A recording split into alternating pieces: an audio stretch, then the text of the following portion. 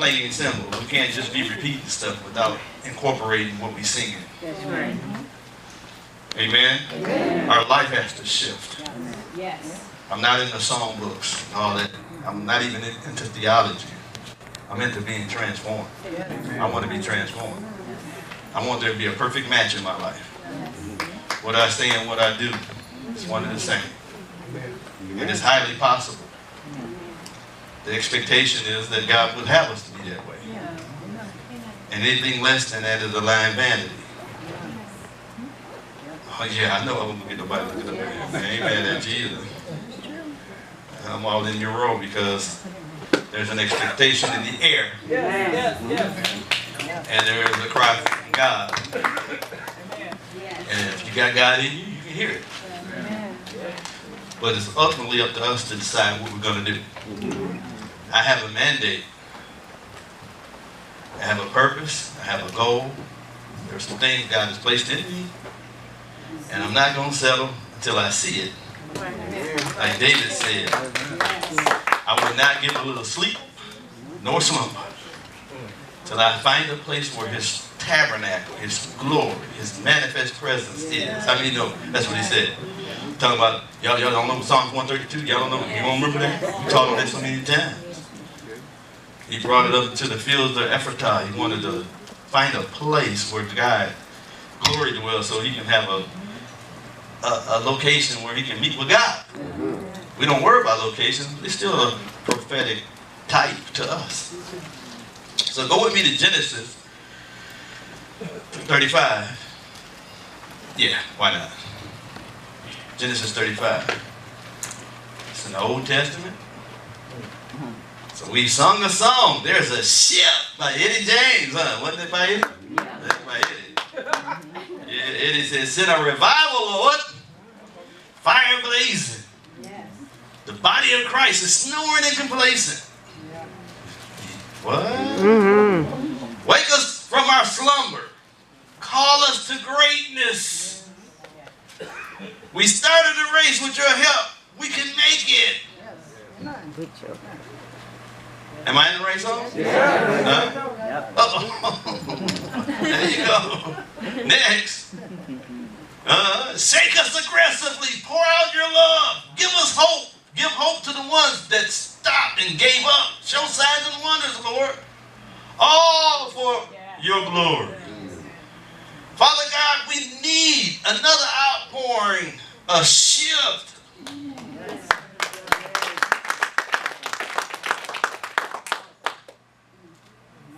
Amen. There's a change in the atmosphere. There's a moving and a shaking. And we're receiving the kingdom that cannot be shaken. But even the kingdom that cannot be shaken, he said we ought to receive it with fear.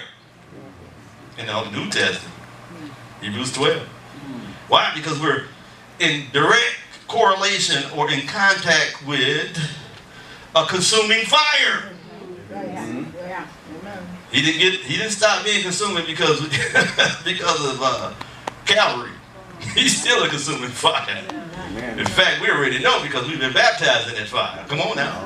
Right? The baptism of fire, right? All consuming fire. The fire has an objective. There's a changing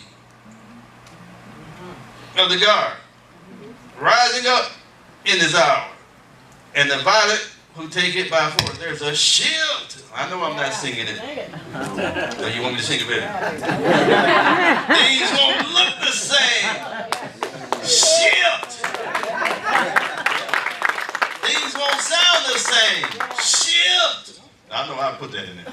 A fresh wind, fresh wine, fresh manna from heaven. A new wineskin. That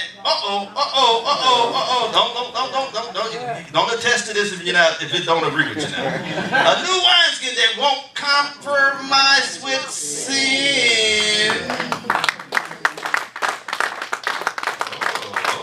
Sanctified folks in there? There's a shift.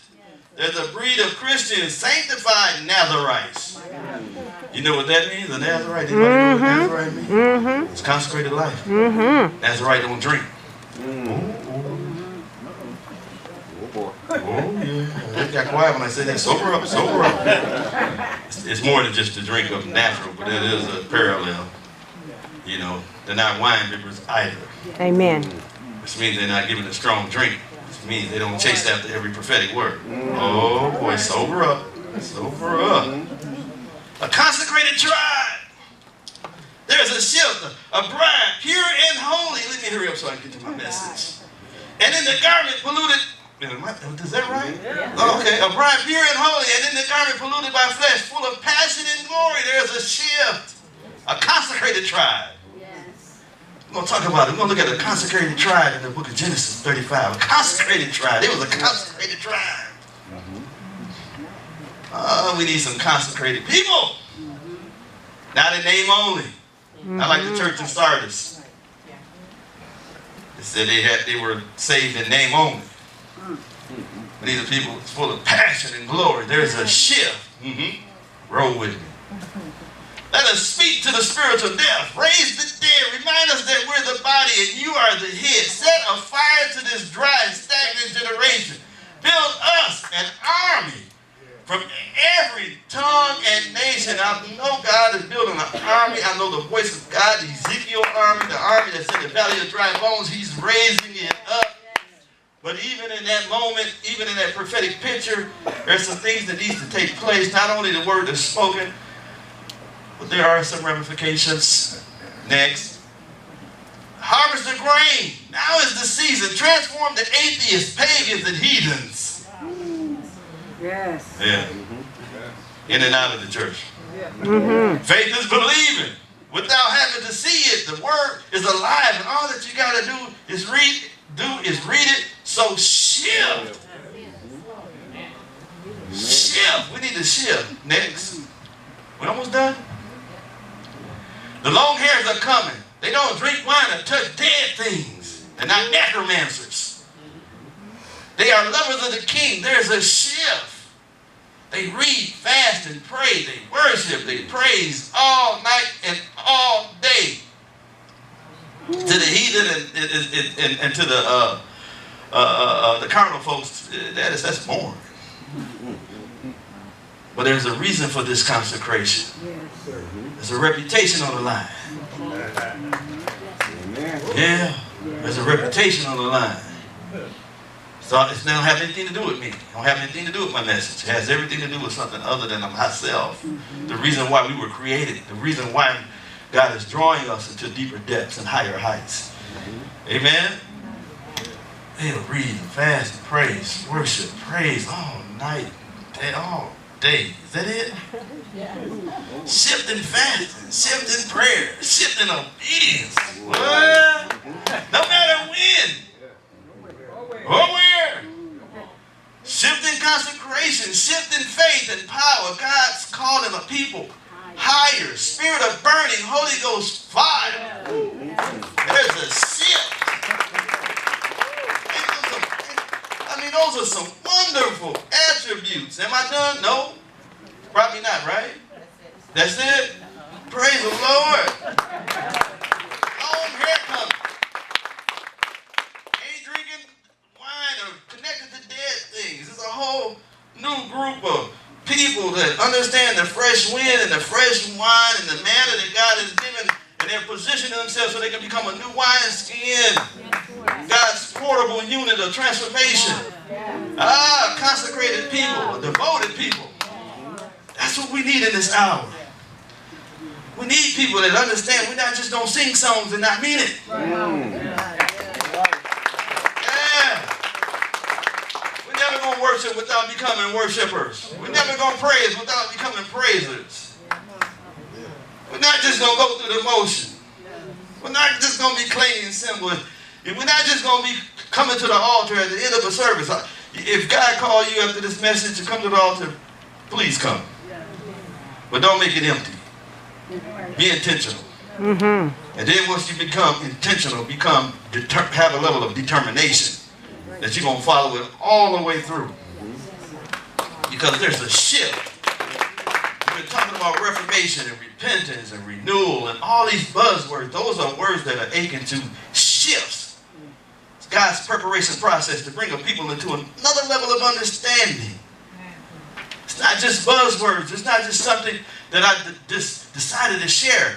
This is things that's come out of life experiences and come out of God speaking it to my spirit so I can transfer the information, that the message that I transfer to you become translated. And I can transfer the information to you if it's not translated through your lifestyle. All it was a transfer, period. Laying on the hands, information. It's imperative. Tell your neighbor it's imperative. In the American church, the westernized church, the bastardized church, the illegitimate church, all across the globe, I don't care who you got in the pulpit, it's the attitude of the heart. And we can sit in a church or be committed to a ministry and not change. This is where we can't come to the altar and not change. I believe God is looking for an ultimate sacrifice. I mean, he paid the ultimate sacrifice, but it's the people in the earth that's going to agree with it. They say, yeah, I believe he died for me. Not only died for me, he died as me. And not only has he died as me, he lives through me. Genesis 35. How is all this going to happen? All that great stuff you just read about fasting and praying and worshiping, about the burning of the fire and the passion of God coming and shift. Sound like we had a NASCAR event or something. Shift. Because it's a redundant sound. It's not just something that just kind of like on the surface. It's piercing. It's shredding. But then there has to be somewhere in our hearts to make the adjustments